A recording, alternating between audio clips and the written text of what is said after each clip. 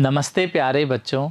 आज हम आपको कक्षा 5 विषय हिंदी पाठ्यपुस्तक से आओ सीखें भाग 2 पाठ 8 बच्चों, पाठ का नाम है नया समाज बनाएं। आज हम इसका भाग 1 पढ़ने जा रहे हैं बच्चों। नया समाज बनाएं, यह पाठ हम पढ़ेंगे। इस पाठ में हम यह जानेंगे कि नए समाज में हमें क्या क्या बनाना है, किस प्रकार हम समाज में रह सकते हैं, एक नए समाज में हमें क्या क्या आवश्यकता होगी। यह संपूर्ण बातें हम इस पाठ के दौरान पढ़ेंगे। बच्चों, मेरा नाम है योगेश कुमार तंवर और मेरे साथ हैं योगेश कुमार।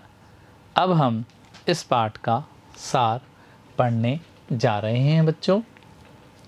इस कविता पाठ में कवि ने एक नए समाज बनाने की कल्पना की है। कवि ने बताया कि आओ नया समाज बनाएं, इस धरती को स्वर्ग बनाएं। हम इस धरती को जाति पाति के बंधन से मुक्त कराएं। प्यारे बच्चों, आप इस चित्र को देख रहे हैं। इसमें आप देख रहे हैं कि यह चित्र गांव की चौपाल का है, जहां पर सभी मिलजुल कर बैठे हैं, समस्याओं पर या गांव की उन्नति पर बातें कर रहे हैं और एक नए समाज की रचना की कल्पना कर रहे हैं। इस चित्र में आप व्यक्तियों को, महिलाओं को और बच्चों को भी देख रहे हैं। यह एक सुंदर चित्र है, सुंदर गांव है, जिसमें नए नए विचार बनाने की बात हो रही है। सभी को अपनेपन की कड़ियों से जोड़ें। इस धरती पर रहने वाले सभी मानवता से नाता जोड़ने की बात कवि कह रहा है। हम सबको एक दूसरे के सुख दुख में मिलकर हाथ बटाना चाहिए। प्यारे बच्चों, इस चित्र को देखें। इसमें आप देख रहे हैं कि सभी धर्मों के लोग एक दूसरे के साथ मिलजुल कर रह रहे हैं। चित्र में आप मुस्लिम, सिख, हिंदू को देख रहे हैं। ये सभी एक ही जगह, एक ही स्थान पर मिलजुल कर प्रेम से रह रहे हैं। हमें भी अपने आस पड़ोस में मिलजुल कर रहना चाहिए। स्कूल में भी अपने सहपाठियों के साथ सहयोग की भावना रखनी चाहिए। बच्चों, मानवता से मानवता का नाता हमें रखना है। बच्चों, एक दूसरे के सुख दुख में मिलकर हाथ बटाना चाहिए। अब हम आगे चलते हैं। इस माटी का कण कण चंदन की तरह है। प्यारे बच्चों, हमारे देश की माटी वीर शहीदों की माटी है। हमें इसको रोज़ाना माथे पर लगाना चाहिए, इसका टीका लगाना चाहिए। हमें इसे शत शत नमन करना चाहिए, क्योंकि उन वीर शहीदों की वजह से ही हमारा देश स्वतंत्रता पा सका है। हमें नई रोशनी की किरणें बनकर घर आंगन को सजा देना चाहिए। मिलजुल कर आगे बढ़ने का सबके मन में भाव जगाना चाहिए। हमें परिश्रम को अपने जीवन का मूल मंत्र बनाना चाहिए।